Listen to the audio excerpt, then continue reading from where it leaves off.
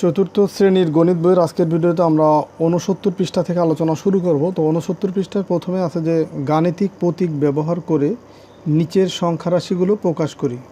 নিচের সংখ্যা রাশিগুলো গাণিতিক প্রতীক ব্যবহার করে প্রকাশ করতে হবে। তো এখন এক নাম্বার আছে যে 49/7।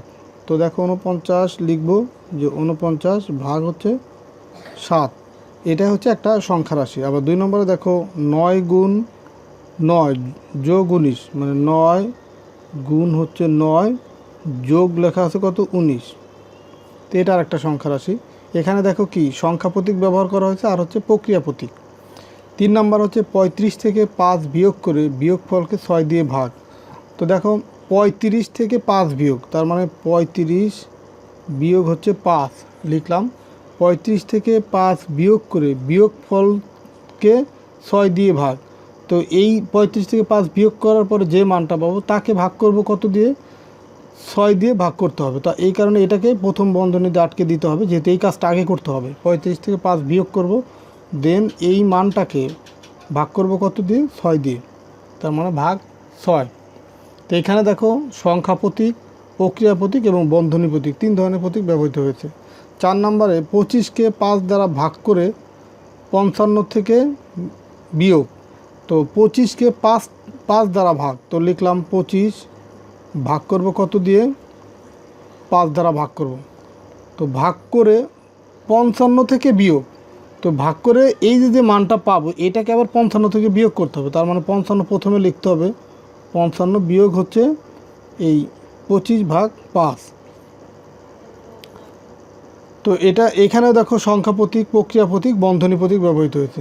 5 নম্বরে 55কে 12 দিয়ে গুণ করে 5 দিয়ে ভাগ। 55কে 12 দিয়ে গুণ, এই 55কে 12 দিয়ে গুণ, তার মানে 55 গুণ হচ্ছে কত 12, 12 দিয়ে গুণ করে আবার 5 দিয়ে ভাগ করতে হবে, ভাগ হচ্ছে 5। তো এইটাকে প্রথম বন্ধনী দিলেও হয় না দিলেও হয়, কারণ কি দেখো গুণ আর ভাগ থাকলে যেটা আগে থাকে সেই কাজটা আগে করতে হয়। তো এইখানে গুণ আগে আছে, আগে করব গুণের কাজ, এই কারণে বন্ধনী না দিলেও চলে, আবার বন্ধনী তুমি চাইলে দিতেও পারো যে এই কাজটা আগে করব, তারপর হচ্ছে 5 দিয়ে ভাগ করব। তো এই ছিল হচ্ছে 1 নম্বরের উত্তর। 2 নম্বর প্রশ্ন দেখো যে খালি ঘরে এই সমান আর সমান 9 চিহ্ন বসাই। এখানে দেখো 1 নম্বরে যেটা আছে 4 গুণ 5, তো 4 পাশা কত হয় 20, এইখানেও আছে 20, খালি ঘরের ডান পাশেও 20 আছে, বাম পাশেও 20, তার মানে এই বাম পাশ আর ডান পাশ কি হবে সমান। 2 নম্বরে দেখো 36কে ভাগ করব কত দিয়ে, 12 দিয়ে। তো 12কে 36 দিয়ে ভাগ করলে পাবো হচ্ছে 3, কারণ 3 বারং 36, তাহলে বাম পক্ষ হলো 3, ডান পক্ষ হচ্ছে 4, তার মানে এটা কিন্তু এই বাম পক্ষ আর ডান পক্ষ সমান নয়, এই সমান লিখে কেটে দিলাম। 3 নম্বরে দেখো 14 গুণ 3, 3 14 কত 42, এখানে পেলাম আমরা 42, আর 39 আর 2 যদি আমরা যোগ করি এখানে পাবো হচ্ছে 41। তাহলে দেখো এটা হচ্ছে 42, এটা 41, দুইটা কিন্তু দুই পাশ সমান নয়, তো এখানে সমান নয়, এটা দিয়ে দিলাম। 57কে দেখো 3 দিয়ে যদি ভাগ করি 57কে, তাহলে এখানে পাবো হচ্ছে 19, এখানে পাচ্ছি 19, আর 23 থেকে 2 বিয়োগ করলে এখানে পাচ্ছি 21, তো এটাও কিন্তু সমান নয়। তার মানে বাম পক্ষ আর ডান পক্ষ যদি সমান হয় সমান চিহ্ন দেব, আর সমান না হলে এই সমান নয় চিহ্নটা দিতে হবে। তো 3 নম্বরে খালি ঘরে এই ক্ষুদ্রতর 9 বৃহত্তর 9 চিহ্ন বসাই। এখন এইখানে বাম পক্ষ আছে 65, আর এই ডান পাশে আছে 56 যোগ 7, তো 56 আর 7 যদি যোগ করি এইখানে পাচ্ছে হচ্ছে 63, তার মানে এইটা হচ্ছে বৃহত্তর, এটা হচ্ছে ক্ষুদ্রতর। তো এটা যেহেতু বৃহত্তর তার মানে এখানে আমরা এই চিহ্ন দিতে পারি, ক্ষুদ্রতর 9, মানে এটা এই 65 ক্ষুদ্রতর 9, সেটা আমরা দিতে পারি।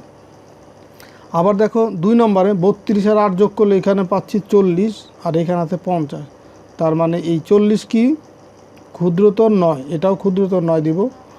এই 5 15 হয় 75, এই পাশে আছে 80, তার মানে 75 ছোট, মানে ক্ষুদ্রতর কিন্তু বৃহত্তর 9, দেখো বৃহত্তর 9 মানে এটা বড় নয়।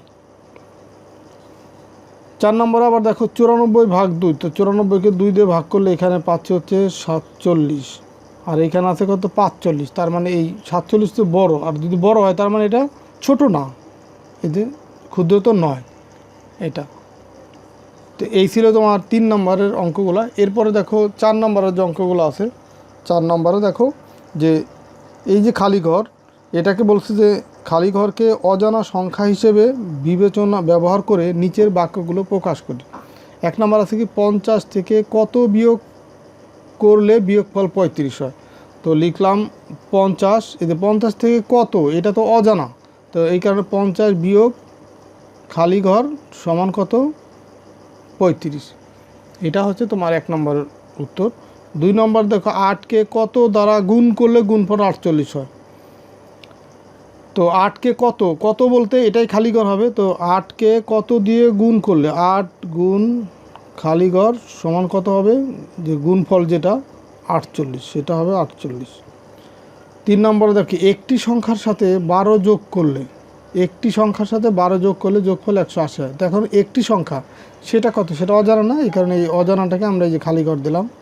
একটি সংখ্যার সাথে কত যোগ করলে 12, তো একটি সংখ্যা এই খালি ঘর যোগ হচ্ছে 12 সমান কত, যোগফল হচ্ছে 180। 4 নম্বরে একটি সংখ্যাকে 15 দ্বারা গুণ করলে গুণফল 270 হতো। একটি সংখ্যা এটা অজানা, তো সেই অজানাটা লিখলাম। একটি সংখ্যা 15 দ্বারা গুণ করলে, গুণ হচ্ছে 15, গুণ করলে গুণফল কত হবে, 270। তো এটাই হচ্ছে উত্তর। তো এখানে যত জায়গা তোমার অজানা রাশি বা অজানা সংখ্যা বলতে, সেই অজানা সংখ্যাকে আমরা খালি ঘরের মাধ্যমে প্রকাশ করে এই সংখ্যা রাশিতে এগুলা প্রকাশ করলাম। তো আজকের ভিডিওতে এই পর্যন্তই থাকবে। তো আশা করি তোমরা এইগুলো বুঝতে পারছো। আমরা পরের ভিডিওতে 70 পৃষ্ঠা থেকে আলোচনা শুরু করব। আল্লাহ হাফেজ।